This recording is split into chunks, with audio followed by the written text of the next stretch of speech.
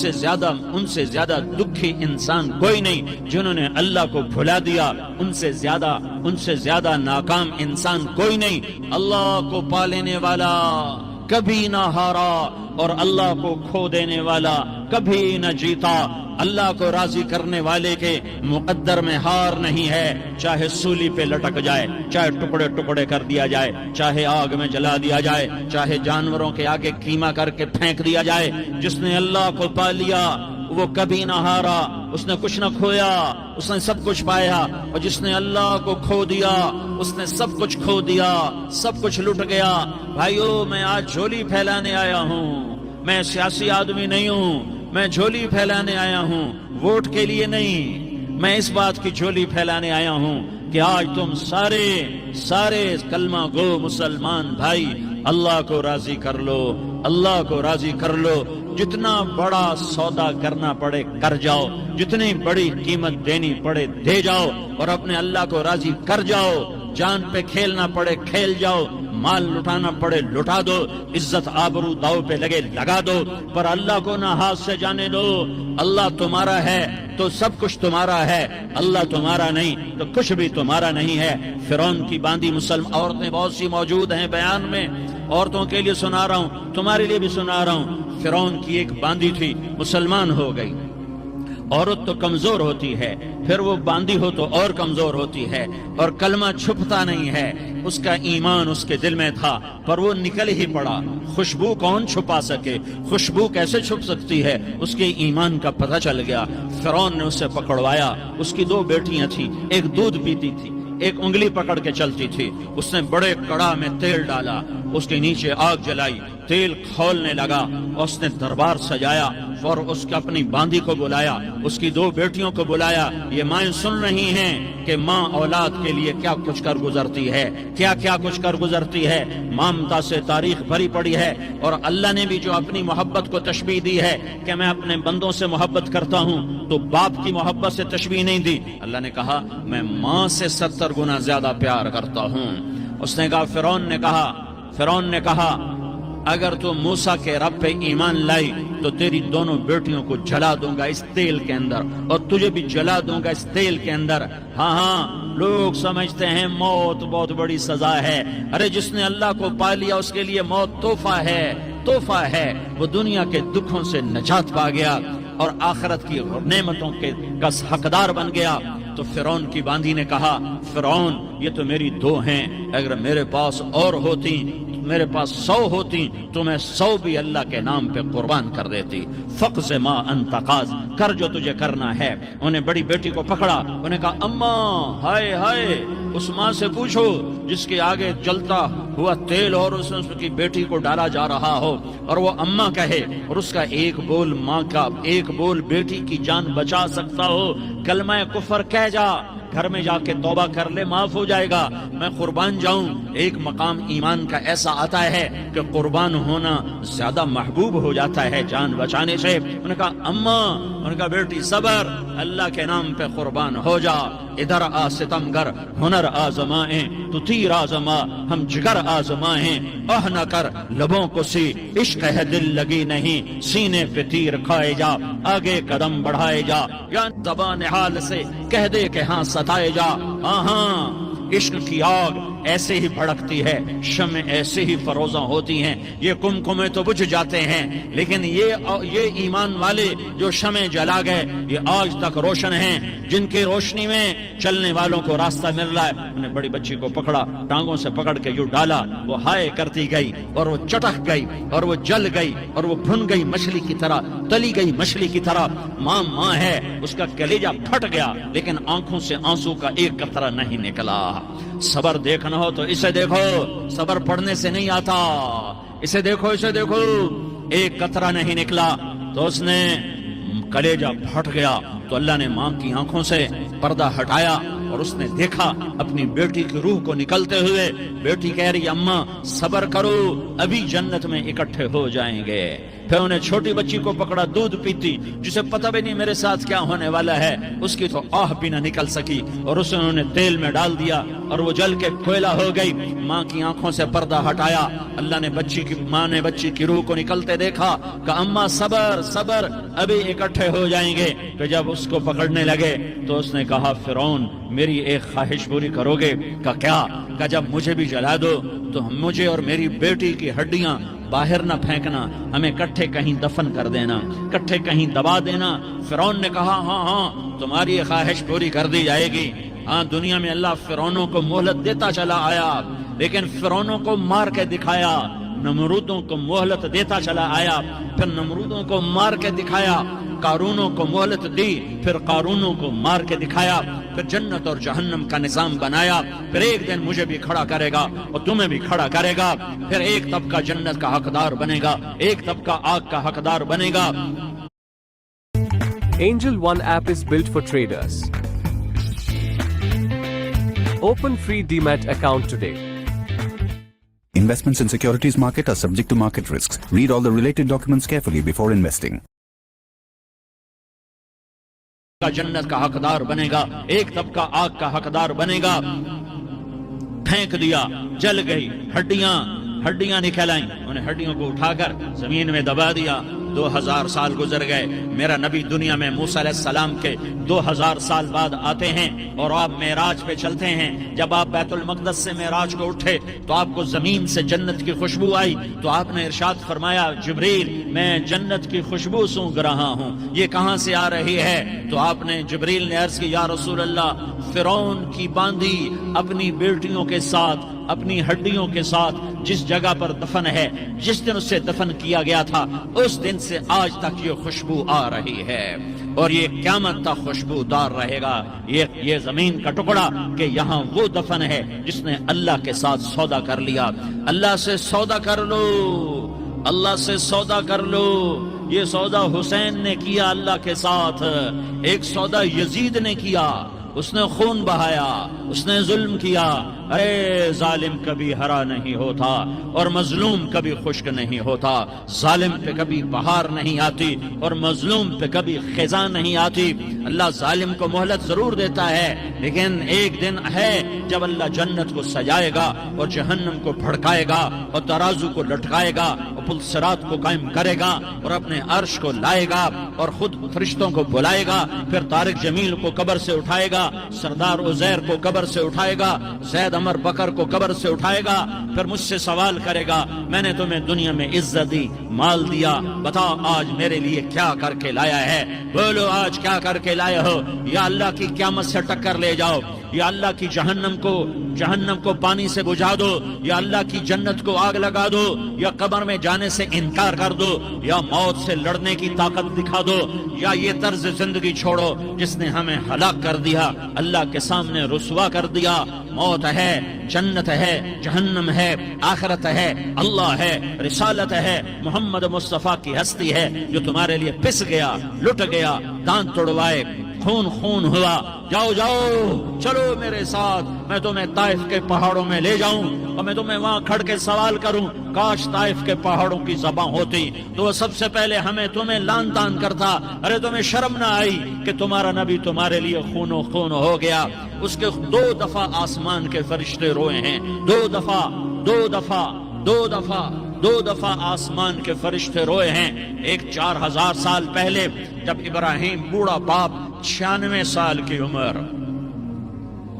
اور 6 سال کا بچہ، اور حکم دیا جا رہا ہے دشمن کے گلے پہ چھری چلانا تو بڑا آسان ہے کہ انسان جب وحشی بن جاتا ہے، جانور بن جاتا ہے، سانپ بن جاتا ہے تو اسے ڈسنے میں کوئی آر نہیں ہوتا، اسے کاٹنے میں کوئی آر نہیں ہوتا، لیکن سامنے تو اسماعیل کھڑا ہے، 86 سال کی عمر میں بیٹا ملا اور باپ 92-94 سال کا بوڑھا ہو گیا، اور میرا رب کہتا ہے ابراہیم اسماعیل کی گردن پہ چھری چلا دے، میں دیکھنا چاہتا ہوں تو میرا ہے یا اسماعیل کا ہے، تیرے دل میں میں ہوں یا اسماعیل ہے؟ کہ میرے رب ہزاروں اسماعیل تجھ پہ قربان کر دوں۔ چھری اٹھائی، فلسطین سے چلے اور پہنچے مکہ مکرمہ، بیوی سے کہا بچے کو تیار کرا دو، سیر کرانے لے جا رہا ہوں، بچے کو تیار کرایا، آج پہلی دفعہ بچہ باپ کو دیکھ رہا ہے، انگلی پکڑ کے اچھلتا ہوا جا رہا ہے، میرا ابا مجھے سیر کرانے لے جا رہا ہے، یہ نہیں خبر کہ چھری کے نیچے سے گزارنے لے جا رہا ہے۔ اور لیاری والوں کو پیغام دینے جا رہا ہے کہ اللہ پر ہر شے قربان کرنا سیکھو، اللہ کے لیے ہر جذبہ چھوڑنا سیکھو، ہر شے سے ہٹنا سیکھو، جہاں اللہ ناراض ہے ہٹ جاؤ، ہٹ جاؤ، ہٹ جاؤ، ہارنا پڑے ہار جاؤ، مٹنا پڑے مٹ جاؤ، لٹنا پڑے لٹ جاؤ، دھکے کھانے پڑے کھا لو کھا لو کھا لو، کہ دنیا میں سب سے زیادہ دھکے کھانے والا میرا حبیب محمد مصطفیٰ۔ مجھے لیاری کا کوئی گھر دکھاؤ جہاں غریب نے پیٹ پہ پتھر باندھا ہو، آؤ میں تمہیں دکھاتا ہوں۔ میرا نبی مسجد نبوی میں بیٹھا ہوا ہے اور ایک صحابی آتا ہے اور آ کر یوں کپڑا اٹھاتا ہے، کہتا یا رسول اللہ ادھر دیکھو، میں نے پیٹ پہ پتھر باندھا ہوا ہے، بھوک کی وجہ سے میں سیدھا نہیں ہو پا رہا۔ دو جہان کا سردار، مقام محمود کا مالک، عرش و فرش پر جس کے نبوت کے ڈنکے، محمد جس کا نام، احمد جس کا نام، طٰہٰ جس کا نام، یاسین جس کا نام، پیٹ سے پتھر، پیٹ سے کپڑا ہٹاتا ہے اور فرماتا ہے دیکھ میرا صحابی، تیرے پیٹ پر ایک پتھر ہے، میرے پیٹ پہ دو پتھر بندھے ہوئے ہیں، میرے پیٹ پر دو پتھر بندھے ہوئے ہیں۔ ہاں ابراہیم نے چھری نکالی، بیٹا تیرے ذبح کرنے کا حکم ہو چکا ہے۔ بیٹا کہتا ابا جلدی کر، دیر کیوں کرتا ہے؟ ہاں کہانی سنانی ہے لیاری والوں کو، ایسی اولاد بناؤ، ایسے باپ بنو، اللہ کے امر پر یوں قربان ہونا سیکھو۔ اور اب معصوم بچے کو حیران ہو کر ابراہیم دیکھتا ہے، بیٹا تجھے پتا ہے میں کیا کہہ رہا ہوں؟ کہاں پتا ہے، آپ کہہ رہے ہیں میں ذبح کروں گا تو میں مر جاؤں گا، میں مر جاؤں گا تو مجھے آپ کی جگہ اللہ ملے گا، اللہ آپ سے بہتر ہے، مجھے دنیا کی جگہ جنت ملے گی، جنت دنیا سے بہتر ہے۔ پھر معصوم بچے کو ماں یاد آ جاتی ہے، پھر کہتا ہاں مجھے اپنی ماں کا غم ضرور ہے، اسے بڑا صدمہ ہوگا میرے مرنے کا۔ تو اپنا گریبان کھولا اور کرتا اتارا، کہا ابا میں جب مر جاؤں تو یہ کرتا سنبھال لو، یہ میری ماں کو دے دینا، یہ میری نشانی اس کے پاس رہے گی، جب کبھی میں یاد آؤں گا میرا کرتا دیکھ لیا کرے گی، اور تو اپنے کرتے میں مجھے کفن دے کر ادھر ہی دبا دینا، مجھے ادھر مکے نہ لے جانا کہ میری میت کو دیکھ کر میری ماں کو بڑا دکھ ہوگا، مجھے ادھر دبا دینا۔ ابا میرے ہاتھ باندھ دے، میرے پاؤں باندھ دے، اور لیاری والوں کو پیغام دے دو کہ اللہ پہ یوں قربان ہوا جاتا ہے۔ تم پیسے پہ لڑے، تم منصب پر لڑے، تم عہدوں پر لڑے، تم ایک دوسرے کے خون کے پیاسے ہوئے، کیا موت مر گئی ہے تمہارے لیے؟ کیا آخرت کو آگ لگ گئی ہے؟ کیا جنت کو آگ لگ گئی ہے؟ کیا جہنم کو بجھا دیا گیا ہے؟ کیا طارق جمیل کے لیے قبر کا ٹکڑا مقرر نہیں ہے؟ کیا اس کی جان کے نکلنے کا وقت مقرر نہیں ہے؟ کیا منکر نکیر میرے پاس آنے والے نہیں ہیں، تمہارے پاس آنے والے نہیں ہیں؟ 96 سال کا بوڑھا باپ بیٹے کے ہاتھ باندھ رہا ہے کسائی کی طرح، جیسے بکرے کے ہاتھ پاؤں باندھتا ہے، پاؤں باندھ رہا ہے۔ پھر بیٹے نے کہا ابا مجھے الٹا لٹانا، سیدھا نہ لٹانا، کہیں تیری نظر پڑے اور تیرا ہاتھ کانپ جائے اور حکم ٹوٹ جائے، مجھے الٹا لٹا دے۔ وَطَلَّهُ لِلْجَبِينِ، الٹا لٹایا اور اپنا گوڈا ان کی کمر پہ رکھا اور ایسے ان کے سر کے بال پکڑ کر یوں سر اٹھایا، چھری کو نیچے سے گزارنے کے لیے، ایک ہاتھ میں سر کے بال، ایک ہاتھ میں چھری، گوڈا اس کی کمر پر، اور یوں آسمان کو دیکھا۔ ہائے ہائے، کائنات ہل گئی، ابراہیم کی نظر آسمانوں پر گئی، کیا فرشتوں میں ہلچل مچ گئی، فرشتوں کو کیا خبر کہ آگے کیا ہونے والا ہے؟ کہنے لگے یا اللہ کیا تو مجھ سے ناراض ہو گیا ہے کہ اسماعیل کی محبت نے میرے دل میں جگہ پکڑ لی ہے؟ یہ لے تیرے نام پہ قربان کرتا ہوں، ناراض نہ ہونا، تجھ پر ہر شے فدا ہے، ہر شے قربان ہے، یہی لا الہ الا اللہ کا مطلب ہے۔ چھری چلائی، جب یہ کہا یا اللہ میں تیرے نام پہ اسماعیل کو قربان کرتا ہوں، ساتوں آسمان کے فرشتے زارو زار روئے کہ فرشتوں کو نہیں پتا آگے کیا ہونے والا ہے۔ دوسری دفعہ 4000 سال بعد یہ طائف کی وادی ہے اور یہ محمد بن عبداللہ ہے اور یہ بھاگ رہے ہیں اور پیچھے پتھر پڑ رہے ہیں اور وہ بھاگ کے پیچھے پتھر پڑ رہے ہیں، پھر آپ گرتے ہیں، پھر اٹھ کے بھاگتے ہیں، پھر پتھر پڑتے ہیں، پھر آپ گرتے ہیں، پھر اٹھ کے بھاگتے ہیں، پھر پتھر پڑتے ہیں، پھر آپ بے ہوش ہوتے ہیں، زید بن حارثہ اٹھاتے ہیں، باغ میں پناہ لیتے ہیں، پھر آپ کو ہوش آتا ہے، پھر آپ اللہ کی بارگاہ میں دعا کرتے ہیں۔ اس دعا کو سن کر ساتوں آسمان کے فرشتے زارو زار روئے کہ یا اللہ آج میرا تجھ سے گلہ کرنے کو جی چاہ رہا ہے، اشکو الیک ضعف قوتی وقلت حیلتی وہوانی علی الناس، میرے رب آج میں تجھ سے گلہ کرتا ہوں، تو نے مجھے کن لوگوں کے حوالے کر دیا جنہوں نے مار مار پتھر مجھے لہو لہان کر دیا۔ اللہ کی غیرت، اللہ کا غضب حرکت میں آیا اور فرشتہ اترا۔ ہاں ہاں ہاں ہاں، یا تو میں کیا کہوں، میں کیا کہوں۔ دیکھو دیکھو اپنے نبی کا معاف کرنا، دیکھو اپنے نبی کا معاف کرنا، دیکھو یہاں تو بیٹا ماں کو معاف کرنے کے لیے تیار نہیں، بھائی بھائی کو معاف کرنے کے لیے تیار نہیں۔ فرشتہ پہاڑوں کا آ گیا، یا رسول اللہ اگر آپ اجازت دیں تو ہم دونوں پہاڑوں کے اندر ان کو چکی کے پاٹ کی طرح مسل کے پیس کے کیما کیما بنا دیں اور ان کو ختم کر دیں۔ تو میرے نبی نے فرمایا نہیں نہیں نہیں نہیں، مجھے امید ہے اگر انہوں نے کلمہ نہیں پڑھا تو ان کی نسلوں میں کوئی کلمہ پڑھنے والا آئے گا۔ میں نے معاف کیا ہے، میں نے معاف کیا ہے، میں نے معاف کیا ہے۔ اللہ کو پا لیا سب کچھ پا لیا، اللہ کو کھو دیا سب کچھ کھو دیا، سب کچھ کھو دیا۔